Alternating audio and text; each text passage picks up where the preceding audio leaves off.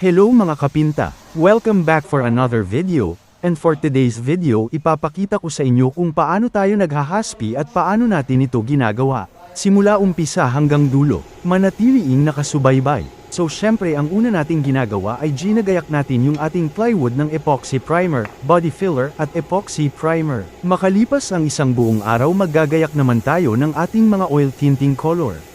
Ito yung mga gagamitin natin para makagawa tayo ng ating wood stain. Para magamit sa paggawa ng ating mga design. Meron tayo ditong mga oil tinting color. Hansa Yellow, Lamp Black, Burnt Amber at Bulletin Red. At ihahalo natin ito sa ating paint thinner. Ito yung mga gagamitin natin para makagawa tayo ng wood stain. Sa paggamit ng ating mga oil tinting color depende ito sa pangangailangan natin. Pwede rin tayong gumamit ng mga oil wood stain na templadona. Nang sa ganoon ay hindi na tayo mahirapan maghalo ng mga oil tinting color, kung hindi pa nating kabisado ang paggamit nito.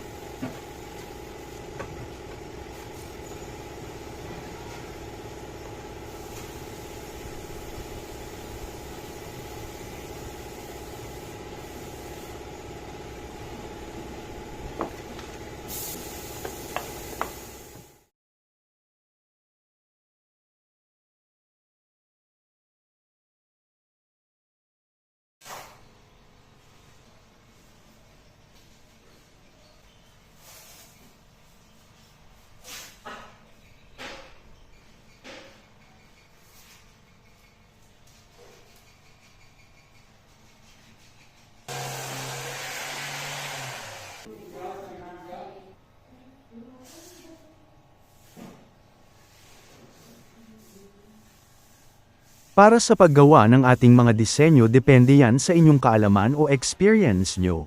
Pwede tayong gumamit ng graining tools o malinis na basahan para sa mga simpleng design, o di kaya mga paintbrush gaya ng gagamitin natin sa video na ito.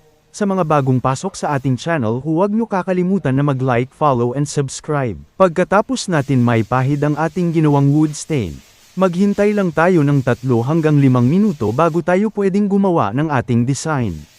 Hayaan natin matuyo ng kaunti ang ating wood stain para gumuhit ito ng maganda.